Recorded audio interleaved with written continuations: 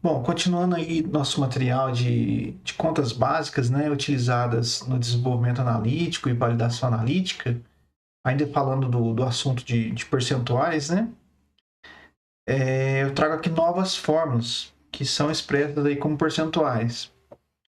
Por exemplo, gente, olha, as expressões de teor, seja aquelas referentes ao ativo ou impurezas, né, elas são expressas aí como percentuais também, né? Como a gente viu no vídeo passado, né? Então, olha, um teor de matéria-prima geralmente vai ser a massa de ativo que eu obtive naquela amostra, né? Dividido pela massa de amostra que eu tomei vezes 100, tá? Então, quanto o ativo representa daquela massa que eu tomei para fazer a análise, para preparar a solução, né? E pode acontecer de ter um termo aqui de para converter em base seca, base anidro, né? Pode acontecer de ter um fator multiplicando, mas ainda assim é um percentual, né, gente? Impurezas também na matéria-prima sempre é aquela quantidade de impurezas, né? Aquela massa de impurezas na massa tomada, né? Essa fração vezes 100, tá? Quanto a impureza corresponde na massa que eu tomei, né? Quando ver um percentual, tem que sempre me perguntar, né? Um percentual em relação ao que, né? No caso da matéria-prima, é em relação à massa de amostra, né? Seja ela tal qual, base seca ou base anidro, né? Tem esse pequeno detalhe, tá bom? Para produto acabado, gente, aqui já muda um pouco, né? Os percentuais geralmente são em relação ao valor declarado, ou também chamado valor rotulado, ou valor reclamado, tá? Então, gente, olha como fica. Para comprimidos ou cápsulas, a gente encontra o teor em miligramas por comprimido ou miligramas por cápsula, né? E divide pelo valor declarado, que é o valor que está escrito lá na caixa, né? O valor rotulado, tá? Eu estou colocando aqui em miligramas, né? Que é a unidade mais comum, né? Miligramas por comprimido, miligramas por cápsula. Para xaropes são injetáveis, né? É o teor que eu encontro em miligramas por ml, né? Dividido pelo valor declarado, tá bom? Vezes 100, para virar um percentual. Tá, como eu disse aqui, ó, estou usando a quantidade, a unidade de medida mais comum, né? Miligramas por ml. Mas poderia ser microgramas por ml, aí tem que adaptar ao caso, né, particular. Uniformidade de conteúdo, gente, ó. É a massa de ativo que eu encontro na amostra, tá? Só que aqui a amostra ela é um comprimido, né? Então por isso eu tenho que colocar aqui, ó, barra comprimido, né? Porque a quantidade de ativo por comprimido dividido pelo valor declarado vezes 100, tá bom? Então, gente, dá para ver aqui, olha, que pode ocorrer, né, de a quantidade de ativos ser um pouco maior que o valor declarado, né? Então, o percentual ele pode ser maior que 100%. Isso é um pouco óbvio, né? Agora, na dissolução, gente, olha como que fica. É a massa de ativo na amostra, né? Aqui dividido por comprimido, é dividido aqui pela unidade comprimido, só para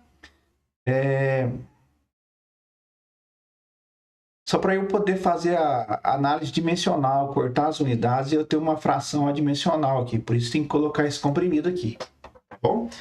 A dissolução é semelhante, né, gente? Eu tenho um comprimido por cubo, né? Então, aqui vai ser a massa de ativo que é liberada daquele comprimido, né? Em função do tempo, né? Porque eu faço essa coleta em vários tempos, então ela vai aumentando, né? E faço em relação aqui, olha, a quantidade em relação ao valor declarado também. Tá, pode ser maior que 100 no ensaio de dissolução? Pode, né, gente? Quando essa dissolução tiver um tempo muito grande, de maneira que solubilizou totalmente, né? E a quantidade de ativo no comprimido for maior que o declarado, nesse limite de tempo grande eu posso ter um percentual de dissolução maior que 100. É possível. Bom, comprimidos ou cápsulas, impurezas, né, gente? Aqui eu acho mais fácil visualizar assim, olha, é a quantidade de impurezas que eu encontrei naquela amostra tomada, né? Aqui já não é uma massa correspondente a um comprimido, né? Pode ser uma massa um pouco maior, né? Ou uma fração do peso médio, né? Então, o que acontece? Essa quantidade de impureza é para aquela porção de amostra que foi macerada ali, né? Ou proveniente de várias cápsulas, né? Do conteúdo de várias cápsulas. Então você encontra essa quantidade de impureza, essa massa de impureza, na porção que você utilizou para preparar a solução, certo? E divide aqui, olha, para massa de ativo nominal, tá? O que é a massa de ativo nominal? Seria a massa de ativo que estaria contida naquela porção que você tomou, né? Se o comprimido ou a cápsula tiver exatamente o valor rotulado. Tá bom? Então, assim, olha, impurezas por massa de ativo nominal, olha, eu acho mais fácil de olhar. Certo? Essa razão dividido por 100. Lembra também que eu falei que a gente tem que se atentar a que se refere o percentual, né? Então, nesse caso aqui, ele se refere à massa de ativo, né, por massa de ativo nominal. Aliás, massa de impureza na amostra por massa de ativo nominal. Certinho? Bom, se vocês olharem aqui, gente, olha, todas as outras expressões aqui para produto acabado estão aqui divididas pelo valor declarado. Tá? Será que essa aqui também eu não consigo expressar com alguma quantidade dividida pelo valor declarado? Sim, é possível, gente. É só uma outra forma da gente montar essa expressão aqui, ó. Fica assim, ó. A massa de impurezas na amostra, né, que eu tomei, né? Se eu dividir pela massa da amostra, eu tenho a razão, né? Quanto a impureza corresponde ali daquela porção tomada, né? É uma razão decimal, né? Então, se eu multiplicar por qualquer massa, eu encontro a massa de impurezas correspondente nessa massa que eu estou multiplicando, certo?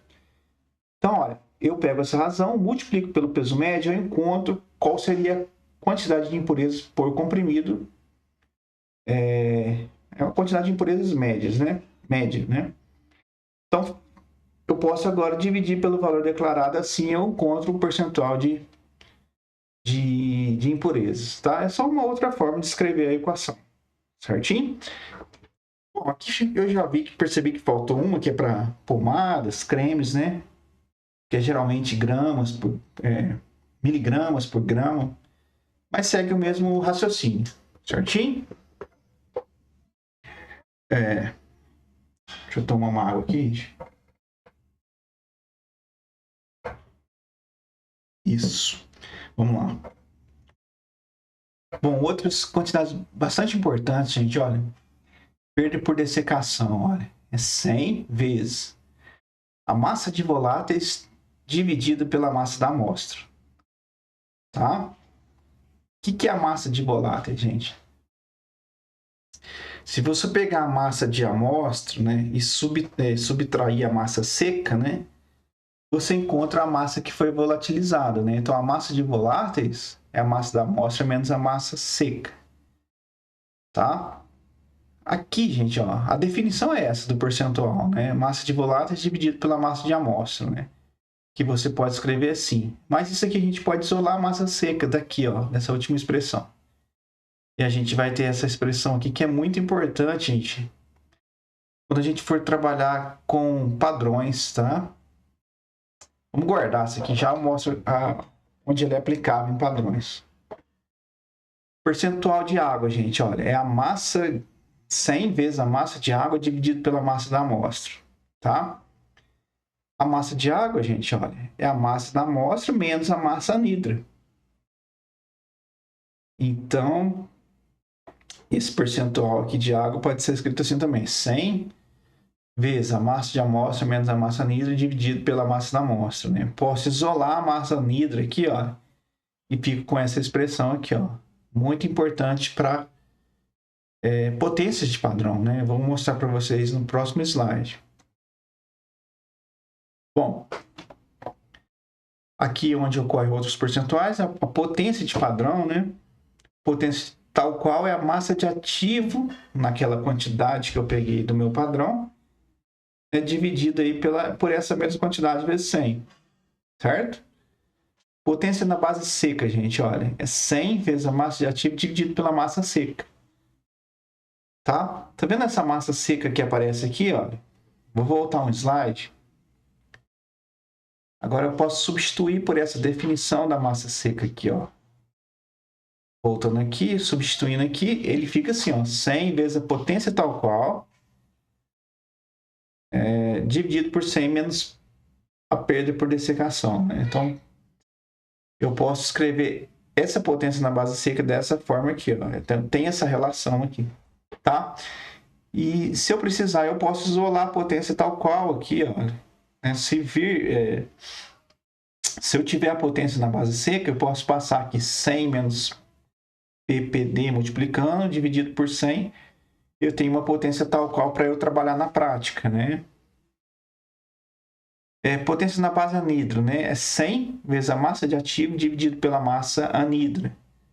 Tá? A mesma coisa, gente, olha, eu posso, onde ocorre aqui a massa anidra, posso vir aqui, ó, pegar essa expressão aqui, ó, certo?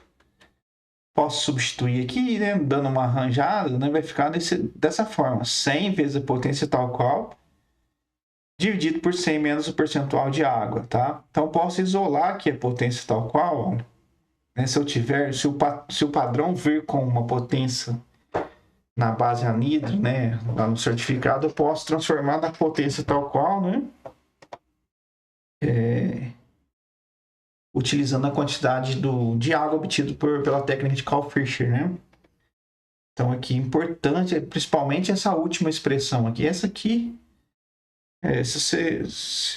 talvez você possa dessecar o padrão, existem outras formas, né? Aqui não, aqui você teria que fazer a técnica de Karl-Fischer, né? E transformar a potência na base anidra para uma potência tal qual, né? Então, o 100 menos a água que passa multiplicando dividido por 100, tá? Em outro momento eu vou fazer um material só falando sobre padrões, viu, gente? Aqui a gente vai ficar mais nessas contas mais básicas, tá? Bom, tem mais um pouquinho de coisas que eu gostaria de falar, mas eu vou falar no próximo vídeo para não ficar muito longo, certo? Então, gente, falou, até o próximo vídeo, até lá!